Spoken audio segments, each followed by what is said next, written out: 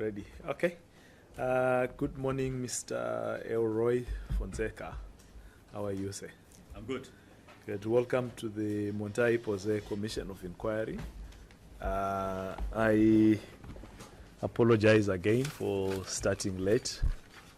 We had some emergencies to deal with in the morning, which we have already discussed. As you know by now, the Montagne Posée Commission of Inquiry was established to find out the truth regarding what happened on 5 and 6 December 2024 at Montagne Posée prison. My name is Justice Alfred Mavetsenke. I serve as the chairperson of the commission. And let me give the floor to fellow commissioners to introduce themselves. I am Melchior Vidot. I'm Victor. Thank you, commissioners, for introducing yourselves. Now, on our extreme left is Ms. Chelsea Albest, whom I'm sure you have interacted with. She is the secretary for the commission, and I will now ask her to administer the oath, and then we can take your evidence from there. If you can kindly rise up, please, Mr. Fonseca. Are you a Christian or do you follow another religion? Christian. If you can kindly lift up your right hand and repeat after me. I swear. I swear. By Almighty God. By Almighty God. That the evidence. That the evidence. I shall give. To this commission. To this commission. Shall be the truth. Shall be the truth. The whole truth. The whole truth. And nothing but the truth. And nothing but the truth. So help me God. So help me God. Thank you, Mr. Fonseca. Thank you. You may be seated. Thank you, Mr. Fonseca. Commissioner, before we start, I'd like to make a small statement, if I may. Okay, maybe before we get there, there's some few procedural steps we have to take, and then we can discuss the statement you are requesting. So the first thing that I would like to remind you, which we do for all the witnesses that appear before us, is to ensure that you only share the truth and nothing but the truth in accordance with the oath that you have taken. It is a criminal offense to deliberately share information that misleads the commission. It is also a criminal offense to withhold information which the commission needs or has requested. The second thank you. The second rule is for you to conduct yourself with dignity and respect, including when you are referring to other people who are not appearing here today. So regardless of what we think about those people, we still owe them a duty to respect their dignity. We also ask you to conduct yourself with respect to the commissioners, the process. The commissioners themselves, all of us have a duty to also treat you with dignity and respect throughout the process. And if at any point during the testimony you feel that we are diverting from that, please remind us, and we will correct that if we find that we are not treating you with respect. Thirdly, please answer all the questions that are asked by the commissioners.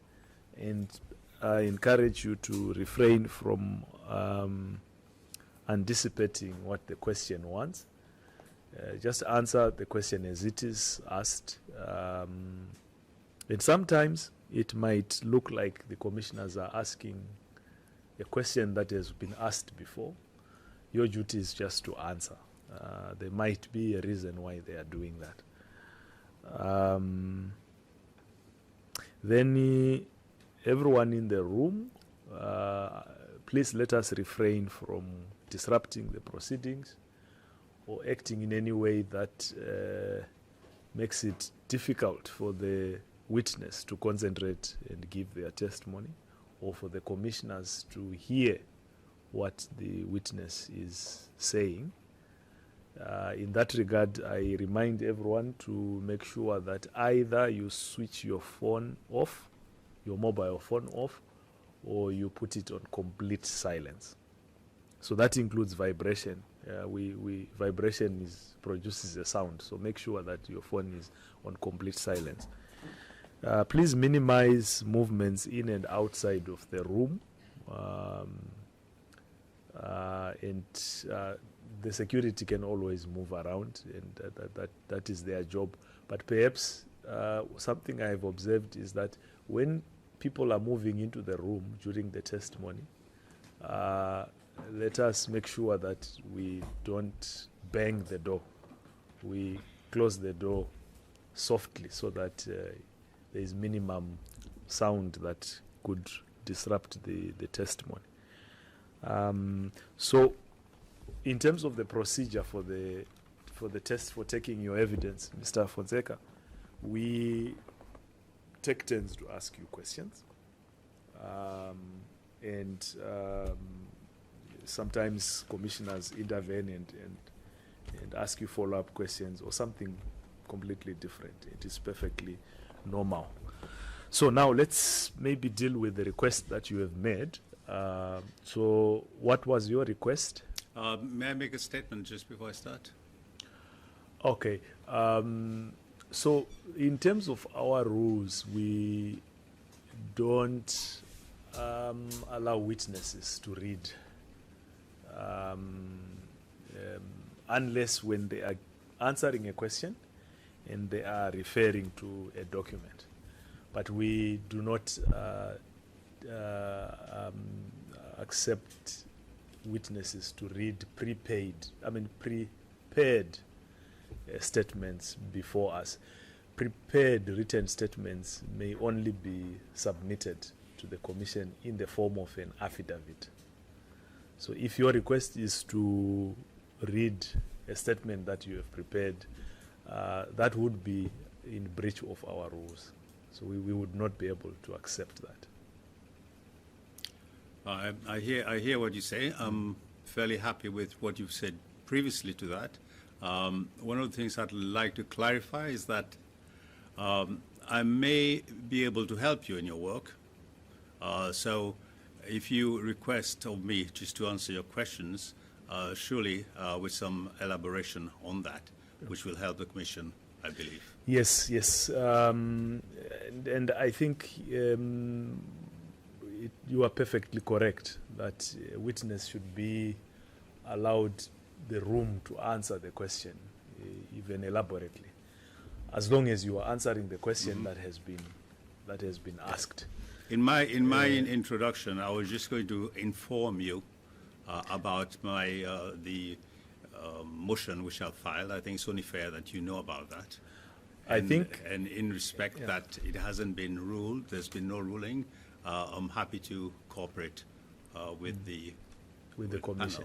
Yes, we are also bound by the laws of this country. So if there is an application before the court, first we refrain from discussing it at all, because we don't want to discuss matters that are before the court, unless, and I think pointing out that there's an application. Yes, I think it would be right for me to do that. Yeah, but we won't be getting into details. We won't even be asking you questions about that.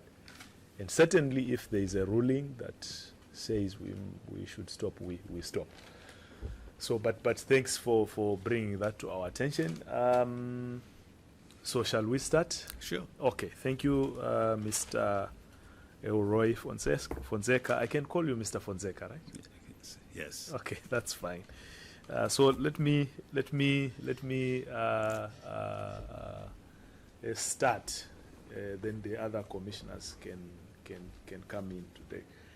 So, Mr. Fonseca, am I correct that you were a member of the executive in the government of the Republic of Seychelles? Yes, certainly. During this You're correct. time that we are inquiring.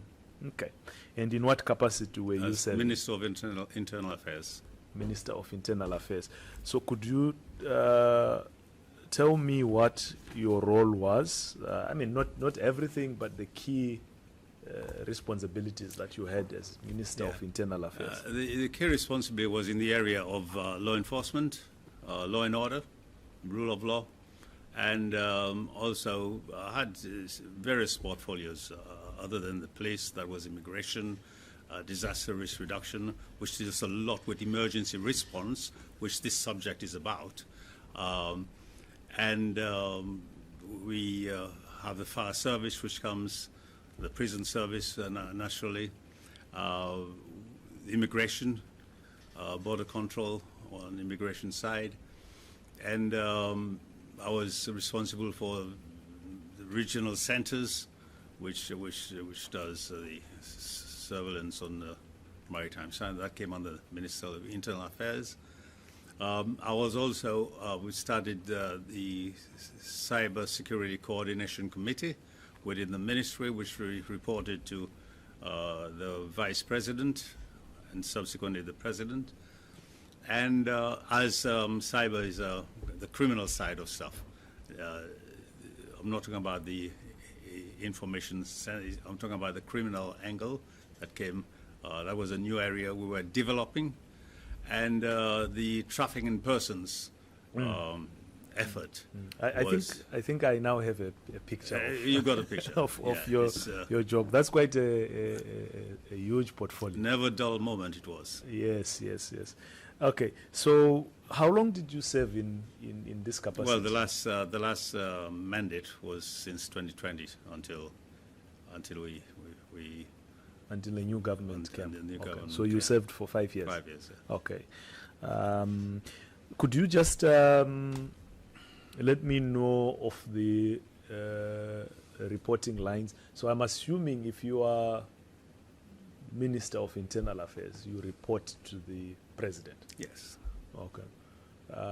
Do you in any way report to the Vice President? I do. Yeah. On the cybersecurity, I reported to the Vice President. Okay. We were also initiating a massive regional drug strategy, which involved all the countries within the Indian Ocean and beyond, on the premise that the drug situation in Seychelles could not be tackled by one country alone. So that effort was really a deep effort to put into to coordinate with other countries, having regional drug observatory in Seychelles, and really looking at both the demand side, which was mainly led by the Minister for Health, and myself. I was really engaged with the disruption area of drugs. So this was an effort which I went through the Vice President, but this was in the making, as it was a special strategy, including all the region, but beyond the region as well. Beyond the region as well. Okay, and we will get an opportunity to talk and tease out all those elements of your work throughout the testimony. But perhaps let's start with the law enforcement element. So, in the law enforcement, which key structures of government were you working with? The police, mainly border control, the immigration, and the regional centers, trafficking in persons. Okay. So in a way, you and had the cyber security in setting up. So in a way, you had oversight of, on the police. Yes. Okay. So in that case, were you the immediate supervisor to the police commissioner? Yes, but also the commissioner reported directly to the president in many occasions. I mean, the commissioner had a direct link to the president as well. So it was both. Okay. So on which matters was the police commissioner reporting to you? Well, on all matters, because even if he had been to the president, I would take up. Okay. Have the one-to-one. I would take up the slack, and just to sort of put my efforts in behind it as well. So that's how it was. But the appointments of all these was not senior officers, was not under me. Okay. Also, the appointment of the police commissioner was not done by you. No. It was done by the president. Yes. And it is at the discretion of the president. Yes. Okay. Yes. Okay. But does the president consult you in any way to Yes. get your views? Yes. Although not binding. Yes. It's Okay. not binding. I mean, consult, yes. So were you consulted when the police commissioner was appointed? Yes, I was. Okay. Okay. What about when the commissioner of prisons was appointed? Likewise. Okay. And does the commissioner of prisons report to you?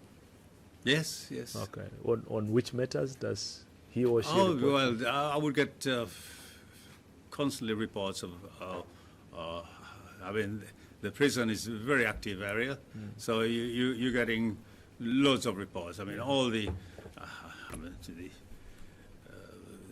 Commissioner Vidot will know, the volume of traffic from the courts is incredible. The volume of movement of all the administrative area is massive. So you have oversight. well, it's oversight in a sense, but a lot of it is just keeping you informed. But it piles up. But you have oversight. I just want to understand that. Okay. Now I also want to understand oversight on the strategic area. Yeah. In fact, in terms of budget, I heard you talking about CCTV and all this sort of stuff. Sorry, I think we'll get there. We'll get there. We'll get there. We'll But get there. I will help you exactly to understand that. Yeah, you will have an opportunity to help us Yes. to understand that as well. So you have oversight on prisons. You have oversight on the police. Now, what about policy making? Do you Policy in any making, way, a lot of the policy making would be from UNODC helped us a lot in visits, in capacity building, and all this sort of stuff. The commissioner herself used to travel and look at other opportunities that may arise where we can. But the main policy change, it wasn't really a change. His emphasis on correctional was in the making. Okay. And that would have alleviated immense pressure which exists on the prison in terms of the number of inmates up there. There's inmates who shouldn't be probably in prison for minor silly things which could have been handled by a probation order if you had probation officers dealing with that. So there's the rehabilitation program, and one of the efforts that we were pushing towards in the correctional side was the electronic monitoring. And we had gone through, probably it's been done. The laws for it was at the edges. We'd discuss with the suppliers to help us with that. That would entail that the cost of running the prison would probably be reduced by I think two quarters. I think you have painted the picture. Yeah, and that would have really alleviated a lot of the issues which I've heard you pick up, and I hope it's carrying on today. Yes. We hope so too. Yeah. So I think you've painted a very clear picture for me to understand that number one, you have a role to play in terms of policy making, but also there are various policies that you initiated, some of which you supported. And I take the point that the UNODC helps quite a lot. They are a development partner. But am I correct to say the they only help on policies which you as a government have decided to implement. Yes, well, for me to explain that, you would have to understand the national priorities of the government. And if you allow me, I can run you through that. I think I just wanted to get a clarification on the role of the UNODC as a development partner. And I think you have confirmed that they are a development partner. Yeah. They come in to assist on what you have identified as priority areas and the policies that you want to implement. Okay, let's talk a little bit more about the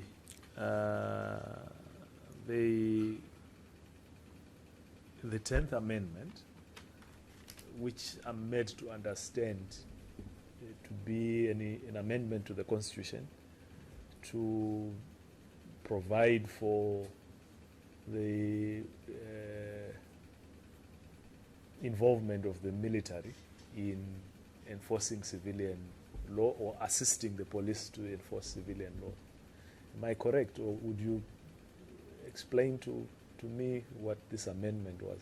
Well, the amendment was there to actually speed up the idea of collaboration between the police and any support they require.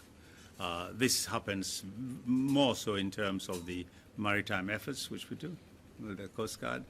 But the importance to understand is the concept of sector collaboration, interagency networking was part of the national strategic plan in bringing about a transformative economy in Seychelles. The Ministry of Finance was very much in the idea of doing more with less. Bearing in mind the budget itself was about 85% from the private sector. Government doesn't have any money. We just, when we pick that money, we call it government money, but it really comes from the private sector. And we want it to be lean, efficient, and allow the private sector to grow, increase employment, and also the first priority was about a modern government, and in my area was also the helping in the modernization of the police in terms of cybersecurity, digitalization, and all this area where we can be more efficient. I think Judge Vidot will know about the caste system, which is, yes, linked up with the police, linked up with the prison. I know that. We haven't got there yet, but when that comes into play, that will smooth things massively. So these were the sort of ambitions we had to bring in this concept of digitalization, and for this reason, the fifth priority was about education, in bringing education to the needs of the country, and this is where I think, in going back to law and order, the youth, you have a situation. I heard a situation where senior officers were undermined by other people, but in the modern situation where you're bringing digitalization, financial security through FCIU, you need new heads, you need young people, you need new training, and this sort of change can sometimes bring little rough edges in the changes. So these are the sort of concept we're pushing. I hear you. I hear you. Now let's look. I want us to sort of now zero in on just on the law enforcement for now. Yes. But thank you for sharing the context. Yes, because that helps us to understand where this policy was coming from. So, correct. Please confirm whether my understanding at this point is correct or not. So my understanding is that the police, when they are enforcing a law or conducting an operation to enforce the law, could, if necessary, request the military to deploy soldiers to help them. Am I correct there? Yes, yes. Okay. So what I want to understand is, did you, as at the level of the leadership of government and policy making, did you have mechanisms, specific mechanisms, to ensure that there is proper coordination between the various security forces that are jointly conducting an operation? So if it's an operation that involves soldiers and police, did you have mechanisms to ensure that there is coordination between the military and the police? Yes. Okay. Can you speak to some of those mechanisms? Let me come with the situation based on the NIEMP, the National Integrated Emergency Management Plan, which is a plan set up in situations like the prison incident. Critical moment, you need critical thinking, emergency situation, which just sort of lands on your table at any time of the day. How do you move forward to that? The NIMP sets that plan of sector collaboration. Also, within that, we have what we call the NEOC, the National Emergency Operations Command, which should come into play. Now, all these things this was driven very much by former colonel in the military, Colonel Lannister, when he was in the disaster risk reduction, because emergencies under disaster is very similar to what we experience. And he was very much in setting up all this, bringing training, bringing radio communications training. I could see there was a lot of challenges with phones and all that. Phones, we need to ditch that in emergencies. This is where the radio. So these are the sort of steps we're moving forward to set up. So it's a big job. It takes time, and even now, it will take, even if I don't know if he's still there, or whatever, it will take a couple of years to really train people to integrate. Network, understand. There's always problems with integration. Yeah. People fear being sort of seen to err. We all make mistakes. But when you bring agencies from different area to work together, sometimes there is this sort of difficulty because you might expose your own weaknesses, but weaknesses needs to be seen to improve on. So he was there trying to get them on. And the NEOC, which is the National Emergency Operations Command, and I think CSP Julia was trying to explain that to you in the different platinum gold. I think we'll come back to the. But this is where this collaboration comes into. Yeah, to the NIOC, and I'm very grateful that you brought that up. Yes. Let's talk a little bit more about the protocol, which either is in the in NIOC or somewhere else. The protocol that kicks in when the police require the military to assist them. So, what was the protocol for communication? I think the protocol was that would be at the level of the Commissioner of Police to request support. Okay. So the police commissioner requests but support it's totally different. Can I just explain? It's totally different in an emergency response. Okay. No, we are not yet talking about emergency. Okay, we're because talking about on a normal day. Yeah, on a normal day, sunny day, this sort of stuff. Lift off the phone and talk to his opposite number. So the opposite number would be who? Would be the CDF. Okay, so the police commissioner speaks directly to the CDF. I would think so. I mean, to be honest with you, at operational level, you probably see this sort of cooperation reduced in terms of rank. This is quite normal. Yeah. If there's a situation where they got regular liaison on certain tasks, probably this is left at sort of middle management level. I just want to make sure I'm understanding. So you are saying the communication could be between the police commissioner and the CDF? Yes. Or could be between... Only if it's been regulated. So if they have a, like for instance, in terms of the maritime, where the police and all that are working, probably it's at the level of DCPs, and probably a major in the military. But was there an established general protocol? No, it's just the authority is the police. The police has always got jurisdiction over the hell of our sovereignty. Jurisdiction stays with the commissioner. Yeah. So I think that point Yeah.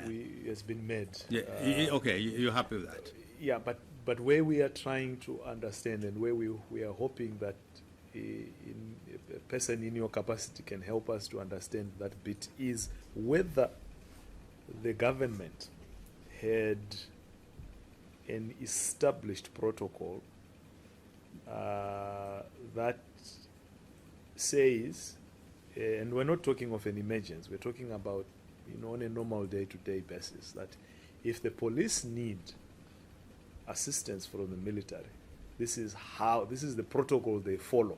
The government would just do it at the level of the Act or any amendment. It was to the Constitution. Yeah. They would do it at that level. The technical teams would work at their level. Yeah. Okay, so when you say the technical teams could go at The their commissioner level, and CDF. And they will probably bring their DCPs, whatever, with them, and then task them, and then they'll feed back. And they do all that through the AG's office as well. Everything must have a legal... Is it possible? Mm-hmm. You want to... No. Okay. Is it possible... Let me have a quick drink. I'm talking too much. Sure. Please. The glasses. And I prefer... No worries, please. I prefer... Is it possible, I mean, given the way you are explaining this arrangement, is it possible then that a senior police officer who is not the police commissioner could request for military assistance from a senior military officer who is not the CDF? Yeah, it can happen once it's been. I mean, it would be within certain parameters. It wouldn't be from a new operation, which really the commission is not aware of. I don't think that would be protocol for them to bypass the commissioner. But commissioner in the know of general operations, there comes a time the middle management takes over and continue the liaison. Yeah. And you find a lot of norms being established like that. It's got this formality, and then it spreads into normality. Yeah. I think this is how the issue that I need you it to really clarify. happens. Yeah, the issue that I need you to clarify for us so that we don't Sure.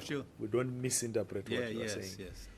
is whether there was an established protocol to be followed, or you are saying, look, there was no established protocol. There was an understanding of how things should be done. Was there a written protocol? No. Okay. The commissioner kicks off.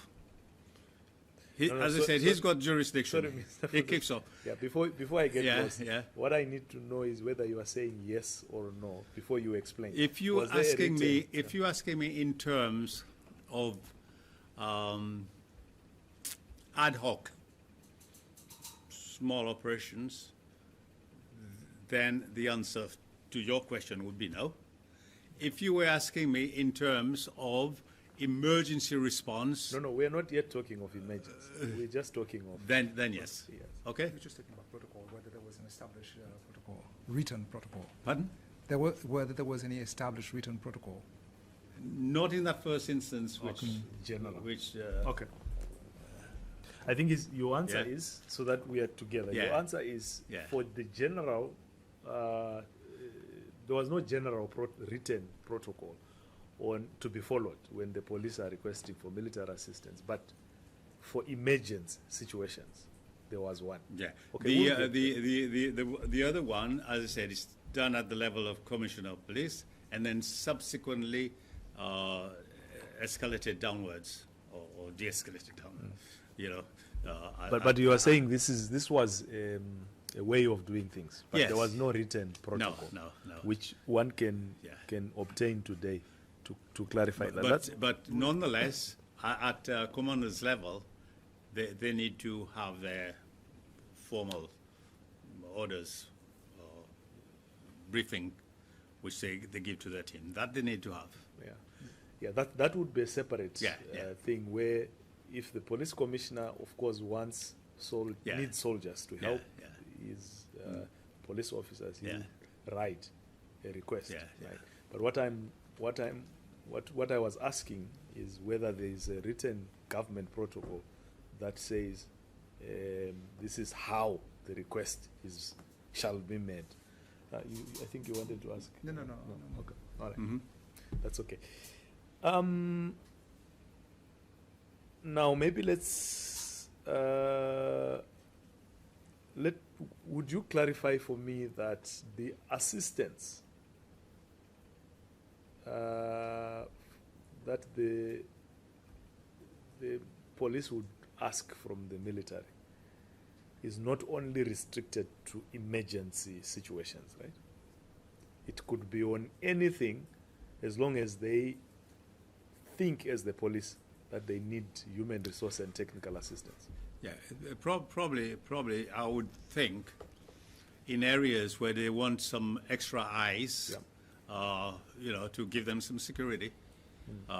Probably when they're dealing with certain operations, they're focusing on whatever they're doing.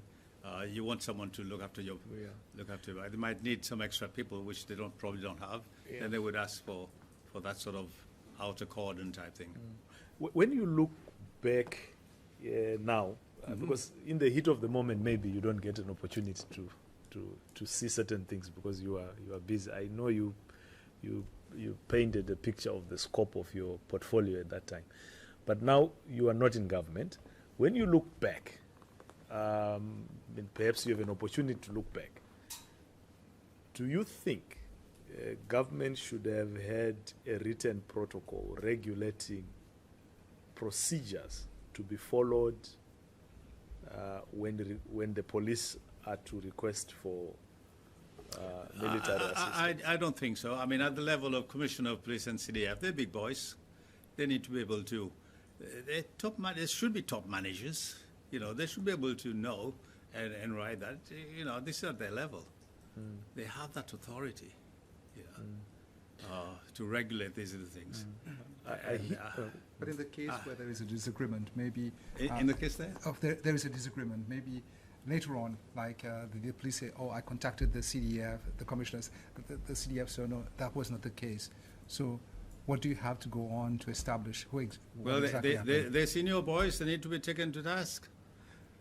Sorry. I also need to just say they could they could be we women. don't have CDFs and Compol and hold their hands. Sorry, Mr. Fonseca. So because a lot of people who follow these discussions, they could also be women, right?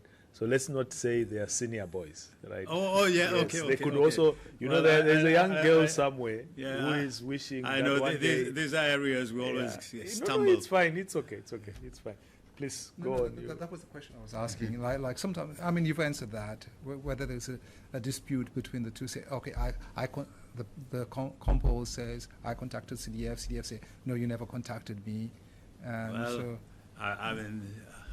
So you don't have anything written. No, I don't have anything, and I wouldn't expect this sort of answer. Okay. I'll be annoyed to get some sort of answer like that. We're talking about senior guys. But Sorry, I said guys. yeah, but no. Guys could be Guys ladies can- as well. Yeah, okay. But also, I take your point, but Yeah. there is also a view that says, yes, they are senior, and there is an expectation that you have that they are senior, so they should get certain things done. But two potential problems. One is that, as he mentioned, in the event of difference of opinions, and between the two senior or three senior officers. Can you tell me what was the situation? What was it? What They was it? were sort of heads on. I think we'll get there. We'll get there. Yeah, okay. we'll get there. We'll get there.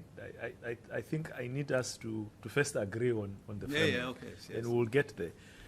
But if you choose that we should discuss the disagreements when we get to the issues that are before us, that's perfectly fine. We can have that discussion at that point. So there is so there was no established written. There was a way of doing things, but Yes. there was no written protocol. But the responsibility is still with the commissioner. Yes, That stays there, the police commissioner. of course. Okay. Now I want to ask another question. Was there a written protocol on accountability? So, in the event, so first, on command and control, that when soldiers are deployed to the to assist the police, they operate under whose command? Under the police. So now the question is, was there a written protocol or policy that confirms what you are saying? That the soldiers, when they are deployed to assist the police... No, we've been through that. I explained how the level of collaboration took place. Now maybe you can explain again. What have I just explained? Sorry, I'm Yes. getting confused here. No, I would like to know if there was a written... So it's a yes or no. If there was a written protocol, policy, Of? on command and control, to say when the soldiers are deployed to assist the police, they are under the command of the police They will commissioner. know that because the whoever is the operation commander in the police will have to give a set of... I hear you, Yes. but the question is there a written policy protocol that says that, which we can get hold of? Well, it's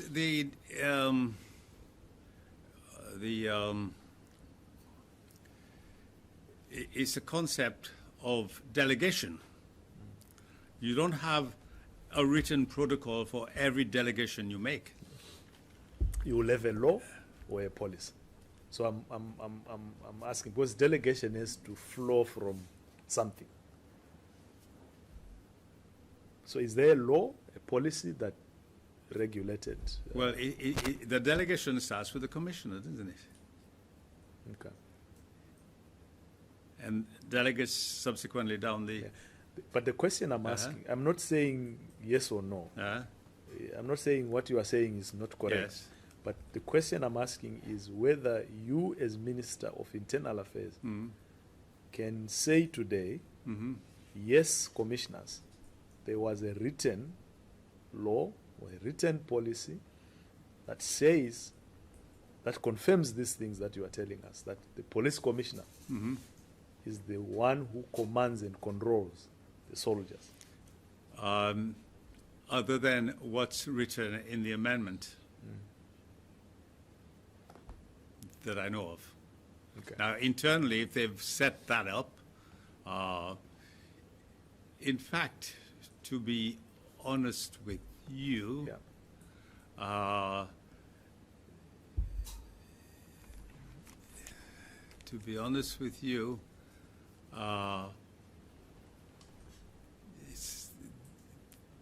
it doesn't. I don't think it exists the way you're saying it. Okay. I don't think it exists, but the operational duties, allocation of task would be written by whoever the team commander is. That is requested. Yeah. Okay. Yeah. That's how it would. When you have police, the military assisting the police, is there a protocol like who will be? Okay, you said that the police will be in charge. Yes. But what we've had here is that some witnesses have said that as a police officer, you are a low-ranking officer. You're going on a mission, okay, and you have somebody of a higher rank in the military, and there was that the police wouldn't feel comfortable giving instructions to the military personnel who's of a higher rank.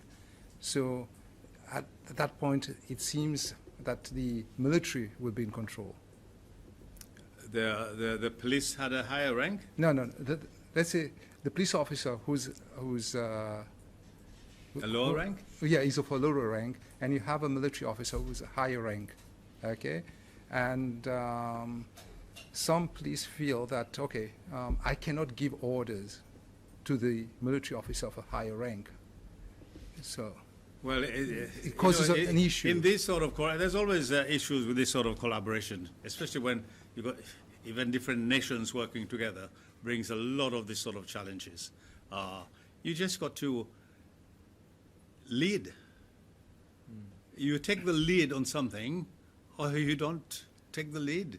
That's the thing, because you know, if you've been given a task to lead, and someone is in your team who might be a little bit, you might come from a different unit, which is not acquainted with the skills. That happens a lot in international collaboration as well. And if you don't own your leadership part of it, in fact, you shouldn't be there. You won't last. You shouldn't be there. I would say I hear your point. You understand what I'm saying? I hear your point about the need to step up as a leader. Yes. But there is also a valid point that for the coordination, inter-agency coordination to be smooth, there must be an adequate and clear written policy framework or legal framework. So there is a law that says you can have inter-agency. This is why we have this, what I mentioned earlier. If I can sorry, I'm jumping. So you have a law that says you can have inter-agency operations, right? And the point I'm making is you still need to have a policy or a protocol that details the command and control in order to allow the military officers, the police officers to properly and legitimately step up into leadership. I totally agree with you. And for this reason, in emergency response, this is where you have the NINP and you have the NEOC. Yeah. Because once you're underneath there, it doesn't matter where you come from. We are going to get there in a moment, but you see, the reason why I'm still stuck here is because the country is not always in an emergency, right? In fact, but that's the worst scenario. Right? Yes, yeah. The country is usually operating on a day normal basis, right? And the law is being enforced. The military are coming to assist. So we are likely to have more incidences where the police and the military are coordinating outside of emergency. So isn't it more necessary, if I can put it that way, to have a written policy to regulate non-emergency? Just, I understand what you're thinking, but just bear in mind, you're a legal person, the two of you. This is how you think. Sorry? You legal people. If you start thinking about managers, you're going to think differently. You manage a situation, you've got people, you delegate, this is different. You can't be forever writing little notes and all that. Yeah. You give people responsibility, they have their their job description and all that. It's very clear. But is it But not, you can't do that, what is you're it not saying. true- But I know you think different, you know. But Mr. Fonseca, yeah. is it not true that for a country or for a society to function, you need the operational people, and Yes. you need the people who understand the law so that we can they can work together. To a point. Or- But or- this is why you need to develop your leaders. You know, with good leadership, you get these are not problems. We have accepted that you need to develop leaders and people need to step into leadership Yeah. when they are appointed. But can we also deny the responsibility that policymakers must make sure that they make sufficient policies? You to can enable- you can overdo it in terms of the really functioning things, making things happen, achieving objectives. Yeah, please. you can overdo it. Minister, good morning. Yes. Good morning. I just want to ask you one question, yeah? You were a very prominent military officer in your time, My young days. in your young days, right? Did you come across, during your tenure as a military officer, did you come across police officers giving orders to military officers? In Northern Ireland, yes. You had this? Yeah. But don't you think, maybe in your words now, did you see it work properly, or it was Chinese to a military officer whose rules of engagement are totally different to that of the police? Now, I cannot understand how does the police is able to give a military officer orders. This I cannot understand unless you explain to me how it works. Well, as I said, it's simple. If the police officer is of a rank that he can command that rank, then he can. Because otherwise, if he gets given a military officer who's not going to operate, he just gets him out. Get him out of my team. I'm not going to work with you, you know, and boot him out. He needs to grip, and this is the reality of moving things. Otherwise, you don't take the responsibility. You go back and sit down and do something else. They need to grip this, you know, and I hear a lot of people saying excuses. I couldn't do this, I couldn't do that. No, you can. You can. Be loyal to your job description or move into another job. You know, we cannot allow a certain level of excuses when we've got very clear tasking ahead of us and important work. Law enforcement is important. Yeah, but Yeah. when you say clear tasking procedures, I do understand. Which means that those two support teams have been trained together. If they have been trained, I can understand. I agree with you. If they have not been trained, This is where you clear out the cobwebs. I think it's going to be total disaster. I agree with you. The training is vital. And this is a problem. With the training, you will find all these weaknesses. You will iron that out, take all the cobwebs out, you know, and it's got to be pushed. But there is a reluctance sometimes in training together. Yeah, but as you said, yeah, we just get them out if they are reluctant Yeah. to train. you know. Okay. Thank you. So maybe I agree with you. before we go to the emergent situations, I would like to also get your opinion on this.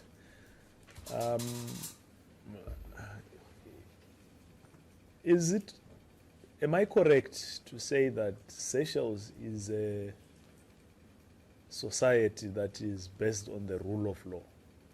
It's best. On the rule, based on the rule of law, like Seychelles. Oh, it's based. Yeah. Okay. Yeah. Yes. It's based on the I rule mean, of law. very much so. Yeah, and you mentioned earlier on that one of your duties was to Yes. promote, protect, defend. As they say, the rule not of ruled by law, No? rule of law. Rule of law. Yes, yes. Very big difference. And I would agree with you because even as a foreign national, I have great admiration of the work that Seychelles as a society does.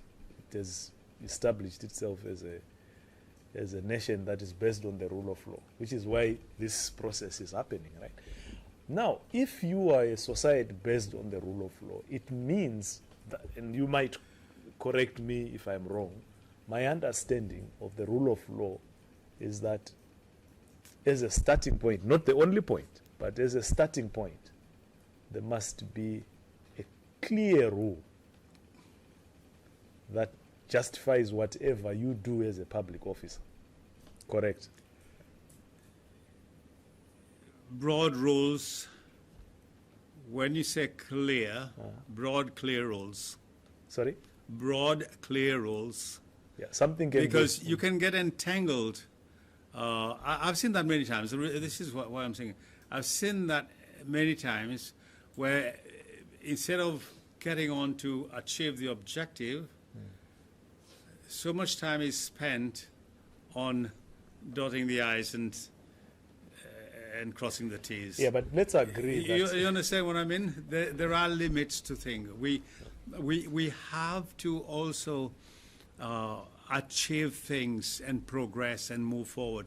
And I'm saying that because when I look in our national plan was, the digitalized program, the crime, the way it's moving today, the cyber crime. When I was in the ministry, I had an FBI report of child sexual abuse on the internet. And in terms of amount of traffic on portals in Seychelles, that doesn't mean the people were all in Seychelles, could be anywhere in the world.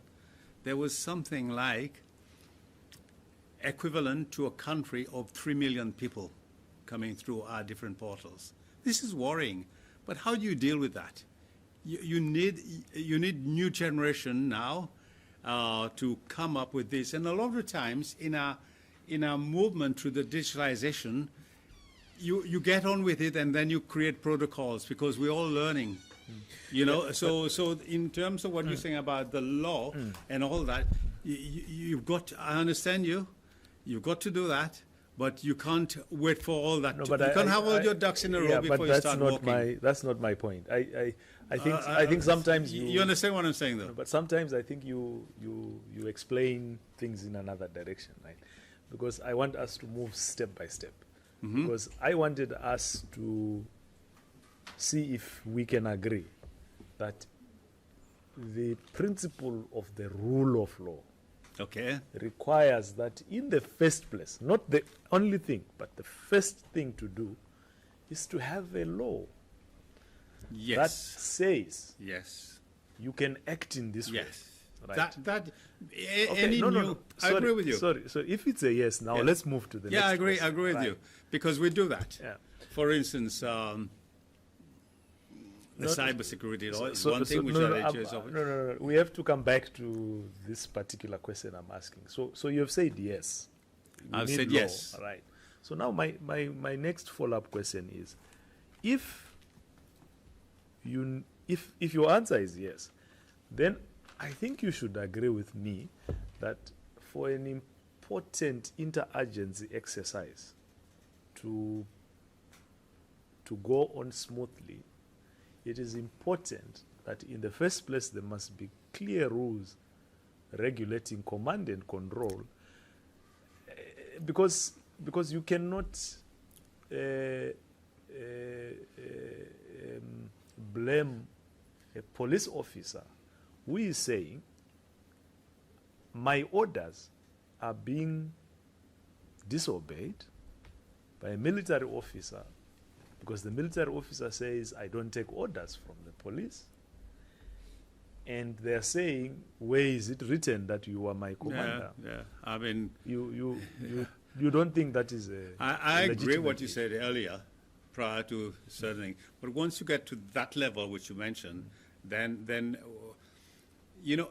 there's a lot of modern new ways of doing things. So a lot of times you've got to kick off and run sort of top table exercises. You need practical exercises, testing exercises. All this part of training is vital to develop people. the law, if you going to do something like in terms of this electronic monitoring, this involves the country, the civilian. You need laws before. That needs to go through the AG's office, set it up before you start implementing that. If you got two teams working together and you have a new apparatus of some sort, the function, how to use, how to develop it, you need to start, get trained and all that, and see the deficiencies that arises, and then you might build your SOPs after that.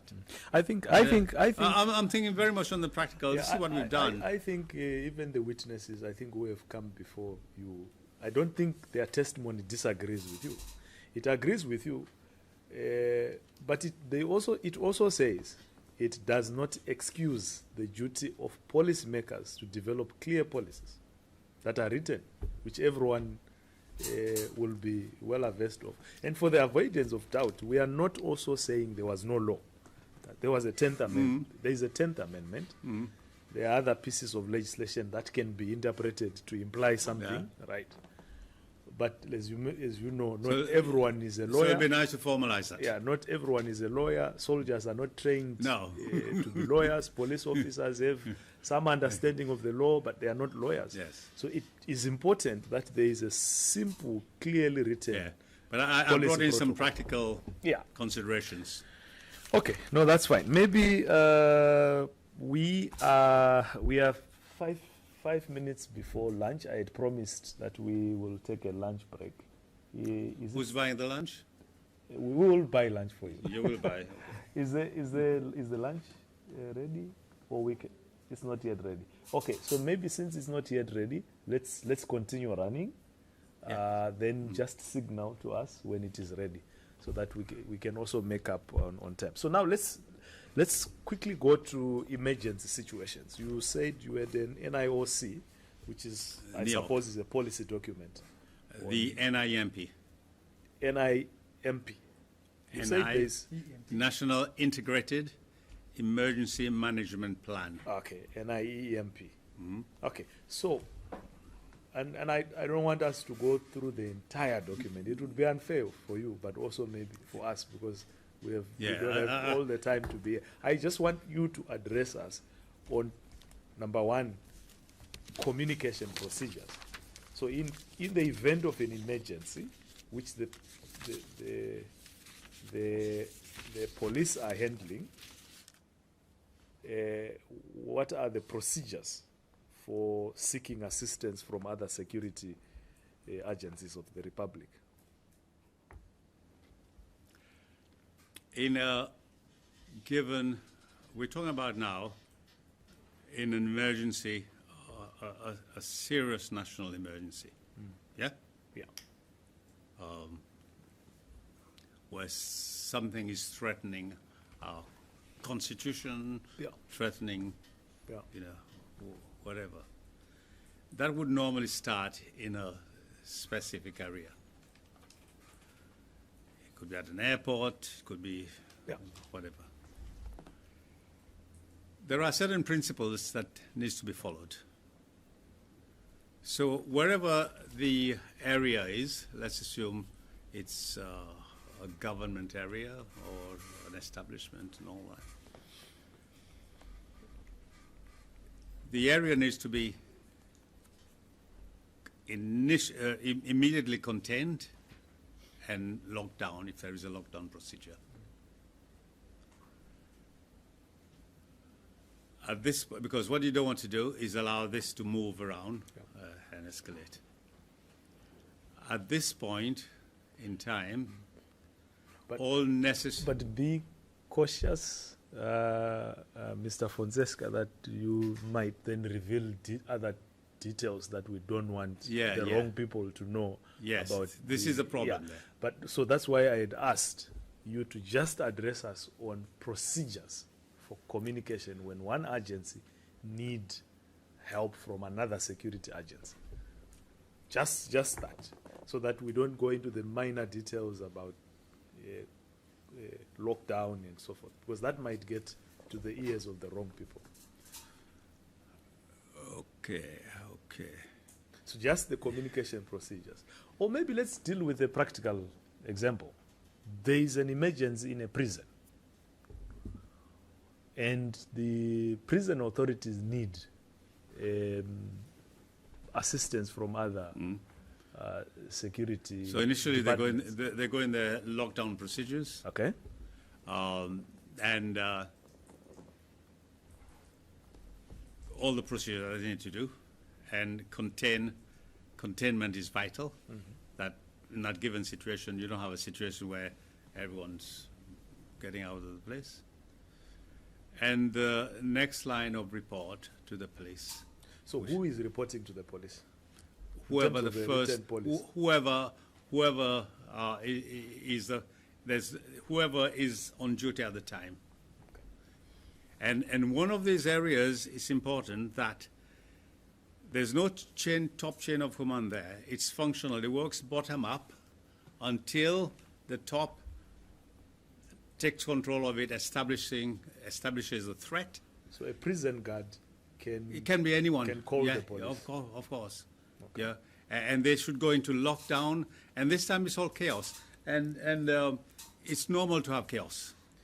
Yeah. It's but I would- normal to have a lot of chaos, a lot of confusion. Yeah. And from that, then you start. We've got to be careful, as you said, that we don't. And then you start, after being contained, looking for how to respond to the situation. Yeah, but I just want to know, Minister, I just want to know how the soldiers and the police and the Central Intelligence arrive at the prison, right? So what are the main who, you said any guard can call the police. So who do they call? Who do they contact? They at the will police? contact whatever means they have. They will make the first contact with the police. But who The, do the, they call? the initial message that goes out can be confused in so many ways, and this is where you need now. We have the different setups, which we don't want to really go into, but and this is where we start establishing what CSP Julian was talking about, the goal command and all this sort of stuff. Establishing these command structures, which takes over the management of things. Yeah, it looks like you are saying a report is made to say there's an unfolding crisis here in the prison, or there is a crisis that is already unfolded, right? I guess what I am trying to understand is what are the duties of the Commissioner of Prisons there? There's no duties at this point. At this point, the duty is to lock down, contain everything, report for assistance, and observe Report to who? For to assistance? the police. The first line of contact is the police. Who in the police do they? Anyone in the police. Any police officer working in Seychelles? Of course, in not any police working in Yeah, Seychelles. but that's what I need you to Yes. respond and tell me. Respond. If you were to employ me as your Yes. commissioner of prisons, I need to know who in the police do I have to look for in order to say I am requesting urgent deployment of police. We will. That will be through the command center of the police, which is in Victoria, and they will escalate it to whoever the duty person is. But, Mr. Fonseca, Yes. I don't understand what Yeah, you you- say. I also wanted to know to whom do you report to, the officer will report to in the police, because in practical terms, sometimes it happens always in Seychelles. You might call the police station and the officer say, I'll wait for some, or I'm Yes, waiting yes. for a superior to give me orders, or we are busy right now. They might not understand the magnitude of the situation. So if you don't have a contact person who is of a certain level, then that could cause deficiency. It's in not a the- contact person. It's Yeah. the command and control police control room. You know, it's a police control room that you need to get through. But how you get through, it could be a runner, it could be anything. If you don't have the comms, you need to inform as soon as possible. Do you have in the NIEMP a written protocol on these things? Yes. But then, and when you say you have it, are you saying what it says is anyone from the prison can Anywhere where the incident is, yeah, you will get to Yeah, the but police right now we're to talking the about the police prison. control room. talking about the prison. So anyone in the prison can call the police, anyone at the command center in Yeah. the police, and request for assistance. Yes. That is several loopholes.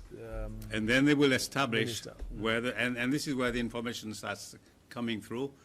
Then it escalates to the Compol is informed, the DCPs are informed. And then all the other emergency services are informed. Now, the other thing which hasn't been formed yet, and I don't think it's been formed, is what I call the NEOC. Okay. The NEOC is supposed to be the National Emergency Operations Command. It is a joint agency, which we haven't reached that. We need to reach to it at some point to deal with exactly, because you've got so many responders. You got the police, you got FSA, RSA, you got health, you got ambulance, whatever. These responders you need a control room which is 24 hours. So what you have just said in your last part, I think it demonstrates the problem that I think we are grappling with in asking you this question, whether there is a specific authority in the prison who is supposed to talk to a specific authority in the, because when you say we need to have this National Emergency Command and we don't have it in this instance that we are talking about, that creates a possibility that, number one, anyone can come into an emergency situation and do what they want to do, or what they are supposed to be doing, and you have different people reporting to different authorities, and that undermines coordination. It would if you call. I mean, if you allow. This is why you have the containment initially. The area of the incident needs to be contained, secured and contained. So you don't have everyone coming in doing whatever they want to do. Yeah, but once you have contained it, Then you you have need to- soldiers, then- you have police, you have special police units in the operation. Well, initially, on the incident area, they will mount a control room, which is your bronze So control room. who is the commander there? The commander is the whoever that, depending on the location, whoever is in charge. It's functional, wherever the function is Which function? of that entity. So if the emergency is at the prison, the commissioner of prisons Yes. is in charge. Yes. Right. To establish it initially. Yeah, we get that, but the question is that what is written in the policy? Yes, it's functional. Functional means wherever the incident is Okay. taking place. Okay. And it's one of those. Okay. It's one of those things that it works like that to allow us. Sometimes the resolve of the incident can be done by inbuilt SOPs to respond to a situation like that. So you want to allow, if the area can deal with it themselves. Okay. This is why it works like that. It doesn't work. You go to the top, and the top starts dictating. You do that, and the top will come and assist if it prolongs into a situation that they just cannot handle it. It's too much. I'm informed that we can have lunch now. Let's break. Let's have lunch. How long is the lunch break? How long are we? It's 1:10 now. Shall we?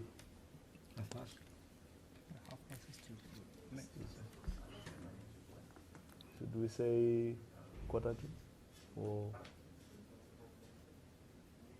2:40?